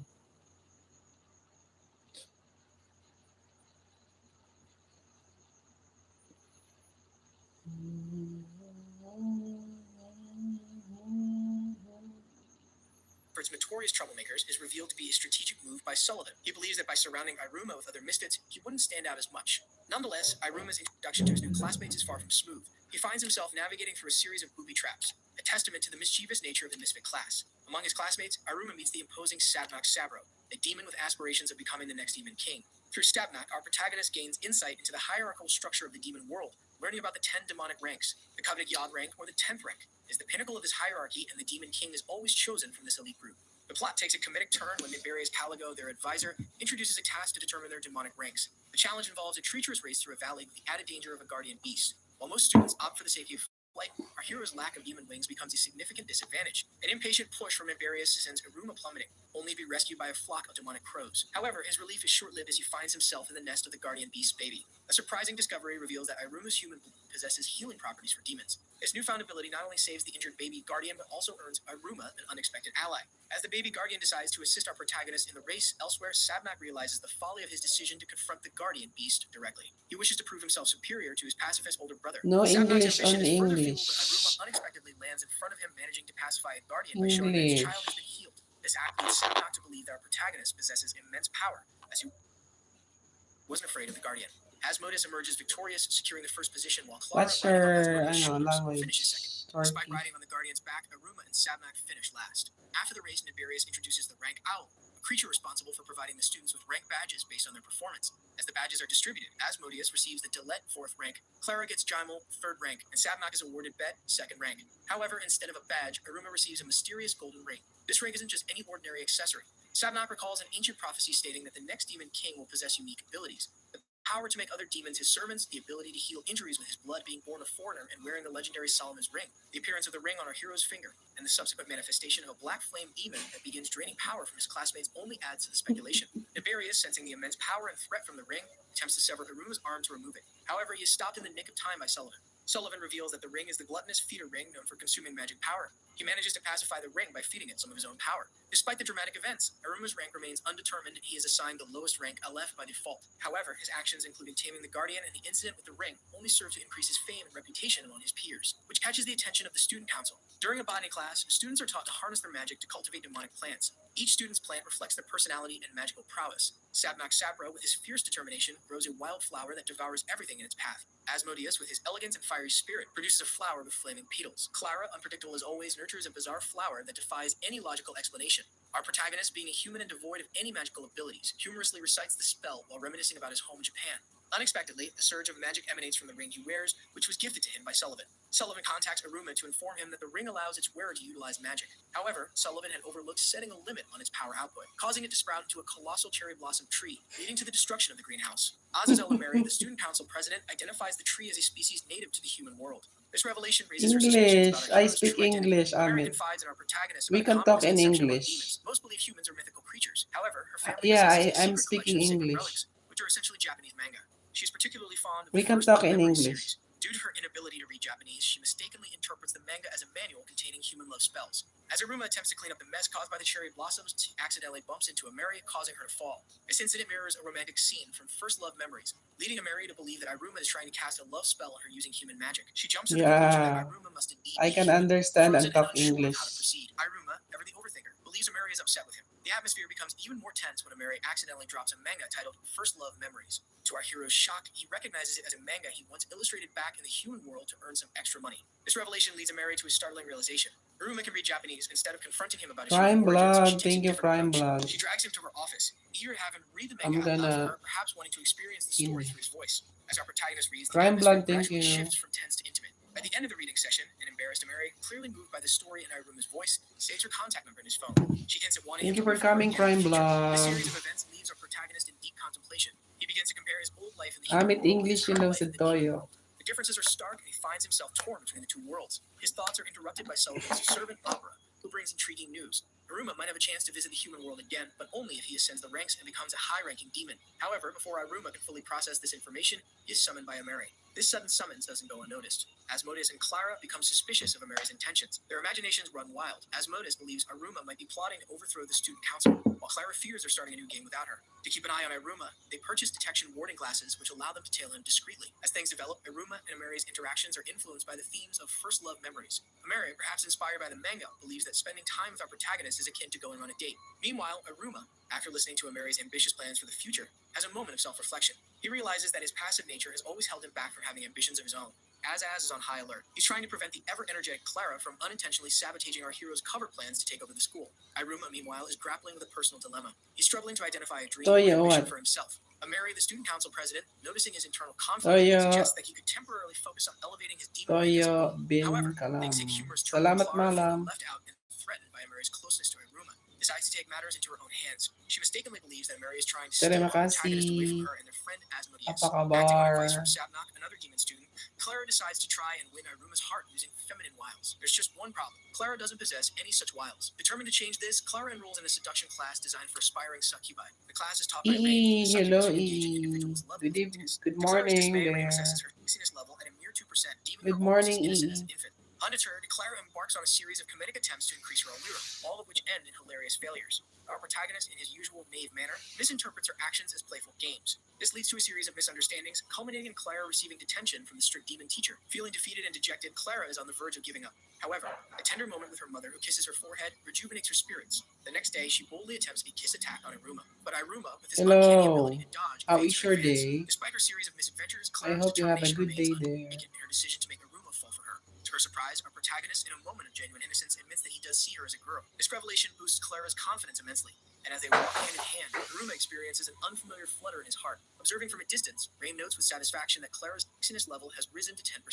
Meanwhile, Iruma, inspired by the day's events and his interactions with his friends, resolves to focus on his new ambition. Hello, Elevate his demon rank from Matron LF, Lolo first rank, to Mo. Bet, second rank. Iruma seeks the What? assistance of his friend Asmodeus to climb the demon I ranks. cannot understand. Asmodeus, in his You typical speak merciless English, manner, Toyo. dreams of Iruma reaching the 10th rank in the English, Blue Lagoon. English. However, our protagonist modestly expresses his desire Toyo, to you achieve speak that rank. English. Asmodeus, intrigued by Iruma's ambition, informs him about the rank promotion exam, which is centered around Execution Cannonball, a perilous game resembling human dodgeball. Iruma, confident in his innate ability to evade danger, is taken aback when he Assalamualaikum. discovers that other students Boss, can employ okay. their demonic powers English, during the you game. speak Seeking a English. competitive edge, Iruma approaches Sullivan for training. Yeah, Sullivan introduces him to the Toyo. concept of using his ring to harness magic for the exam. However, our protagonist, driven by his principles, decides to rely on his own abilities rather than resorting to borrowed magic. To level the playing field, Sullivan enhances our hero's Thank you, hand strength and Toyo. trusts the physical training to Opera. Despite his relentless efforts, Iruma struggles with catching the ball due to his instinctual tendency to dodge. Yet his determination never wavers. Opera observes Iruma's progress and joy during the training, assuring Sullivan of our hero's enjoyment.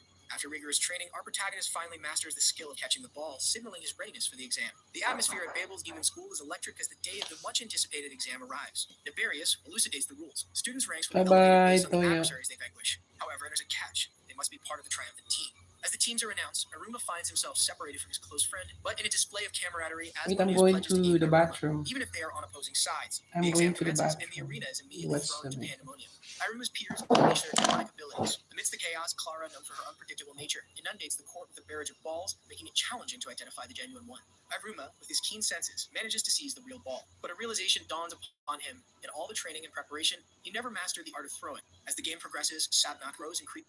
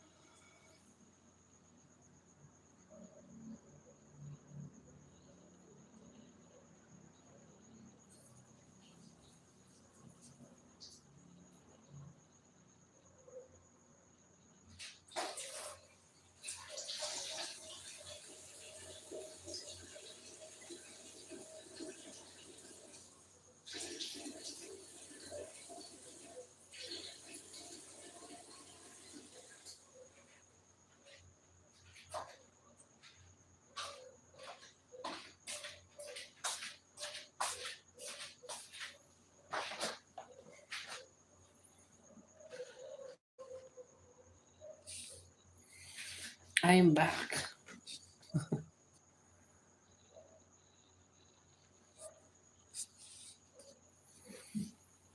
enigma to many. Aruma, hesitant and unsure, initially resists the idea of summoning a familiar. I'm watching However, a Balsa's simple animated plea with the movie. word please compels It's a Aruma to act. recap. To everyone's astonishment, Aruma inadvertently summons a livid Nibarius. Bals, quick to intervene, reminds our protagonist of the importance of reining in and controlling one's familiar, citing rules penned by Nibarius himself. Taking it upon himself, Nibarius is determined to mold Aruma into the class's top summoner. This endeavor leads to a series of amusing and somewhat embarrassing trust-building games. During one of their interactions, Aruma offers a heartfelt apology to Nibarius, leading to a deeper conversation. Nibarius questions Aruma's decision not to summon him during the confrontation with the Valid Guardian. Our hero's response, rooted in compassion, reveals his intent to prevent harm to both Nibarius and the Guardian. This revelation deepens the bond between the two. Meanwhile, a skirmish erupts between Asmodeus and Sabmak. Nibarius, showcasing his prowess, swiftly defeats their familiars. He then addresses the class, emphasizing the raw power and volatile nature of familiars. He stresses the delicate balance summoners must maintain, a blend of trust and fear, a sentiment embodied by our protagonist. The lesson concludes with Nibarius compelling Bals to reevaluate his pedagogical approach. The plot takes another turn as Aruma discovers the concept of battlers. These are akin to school clubs, where students with shared interests band together to assist each other in elevating their ranks. Intrigued and motivated to find a new purpose, our protagonist contemplates joining a battler. Asmodeus, ever the protective friend, preps Aruma for the rookie hunt. This event, notorious for its intensity, sees senior battlers in a frenzied rush to recruit first-year students. Asmodeus, with his formidable reputation, becomes the prime target for recruitment by most seniors. The intensity of the hunt escalates to such a degree that the safety of the first-year students is compromised, putting them in real physical danger. Ameri, along with the student council, takes on the responsibility of overseeing the unfolding chaos. It's during this tumultuous event that Aruma discovers Ameri's significant role as the student council president, a revelation that surprises him. In a twist of events, Ameri extends an invitation to Aruma, offering him a position in the council's elite battler team. Nibarius, seizing the moment, announces a 3-day trial period. This period allows students the freedom to experiment and try out various battlers before making the final commitment. Clara, with her quirky and enthusiastic nature, repeatedly expresses her fascination with Raim's succubus battler. Our protagonist, on the other hand, finds himself in a dilemma. His newfound popularity means that he's swamped with invitations from every battler. However, the sudden activation of his ring disrupts his decision-making process. The ring, seemingly with a mind of its own, propels him through the air, only to drop him in the presence of Amy Curio. Curio, the chief recruiter for the magical apparatus battler, possesses a necklace crafted from the same mysterious metal as Aruma's ring. As things move along, Aruma embarks on a journey to explore the various battlers. Most of these battlers present dangers and challenges, making them unsuitable choices for Aruma. In a bid to assist Aruma, Sullivan modifies his ring, granting him the ability to select the intensity of magic he wishes to harness. The options range from Devil, Demon, and Ifrit, with an emergency mode named Pandarula. After a rigorous testing phase of the Execution Cannonball Battler, Aruma receives a timely reminder from Ameri via text. She emphasizes the importance of visiting the Council Battler before the trial period concludes. However, before our protagonist can act on this, he finds himself caught in a massive explosion, a result of one of Curio's magical apparatus malfunctions. We start watching the Council members. They are taken aback by Ameri's sudden and intense passion for Battler recruitment. Amidst the chaos caused by Curio's explosion, Aruma sends a text to Ameri informing her of his inability to visit the Council. Ameri, however, misinterprets this message, believing that Aruma is intimidated by her position as the Council president. Curio, a pivotal character at this time, sheds light on his unique predicament. He possesses the knowledge and skill to research and craft magical items. However, a significant drawback hinders his potential: his inherently weak magical power. This limitation prevents him from utilizing the very items he creates. Driven by a noble cause, Curio aspires to bridge the power disparity between demons. He envisions a world where weaker demons can confidently challenge and stand up against their more powerful counterparts, who often oppress them. Moved by Curio's vision and determination, our protagonist decides to align himself with Curio's battler. This decision is not made in isolation, as both Clara and Asmodeus choose to accompany him. The plot takes a heartwarming turn when Aruma, contrary to Ameri's fears, pays a visit to the student council. Ameri's joy, however, is short-lived. Her happiness turns to disappointment when Aruma reveals his allegiance to another battler. As the trial period concludes, the atmosphere at the school becomes electric, gearing up for the grand battler party. This event serves as a platform for battlers to introduce their new recruits and also to familiarize themselves with their parents. Parallelly, a significant subplot unravels. Sullivan is summoned to the 13's dinner, a prestigious gathering of the Netherworld's 13 most formidable demons. The crux of their discussion revolves around the growing instability in the Netherworld, primarily due to the absence of a reigning demon king. The consensus leans towards the elevation of either Sullivan, Levy, or Belial to the coveted throne.